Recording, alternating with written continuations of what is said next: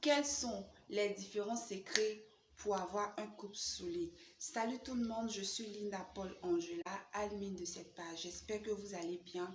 Alors, je vais vous donner 4 à 5 points pour pouvoir rendre votre vie de couple solide.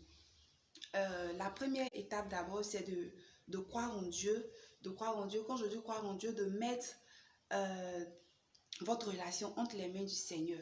Voilà, on ne peut rien sans la prière. Un être humain ne peut rien sans la prière. Certains me diront, non, mais il y a des gens qui ne prient pas, qui ne vont pas à l'église, qui ne vont pas à la mosquée, mais qui vivent euh, une vie de couple vraiment parfaite.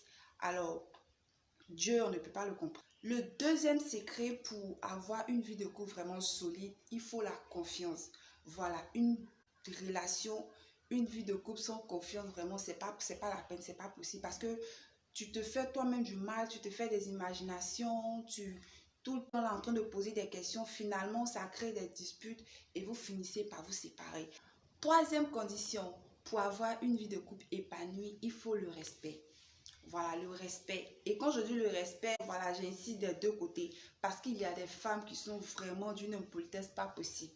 Elles n'ont aucun respect pour leur petite amie ou pour leur mari. Elles leur parlent sur un ton vraiment truc. Pourtant, les hommes, ils n'aiment pas ça. Quand tu t'adresses à un homme sur un ton vraiment truc, ils n'aiment pas. Ils n'aiment pas. La femme doit être soumise. Voilà, il faut respecter ton homme. Et il y a des hommes aussi qui n'ont aucun respect pour les femmes. Quand c'est comme ça, la femme se sent toujours frustrée. La femme, elle est beaucoup frustrée. Elle se sent tout le temps frustrée. Et finalement, même si elle t'aime avec le temps, elle va finir par partir. Quatrième secret pour avoir une vie de couple épanouie, vous le savez déjà, tout le monde le sait, il faut la sincérité.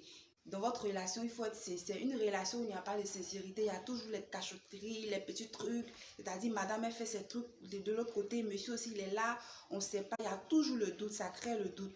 Ou bien soit, souvent, mais il y a d'autres, mais les téléphones. C'est vrai, on dit souvent, bon, il ne faudrait pas fouiller dans le téléphone de son chéri, mais du moment où vous avez décidé de vous mettre ensemble, c'est qu'il a la confiance.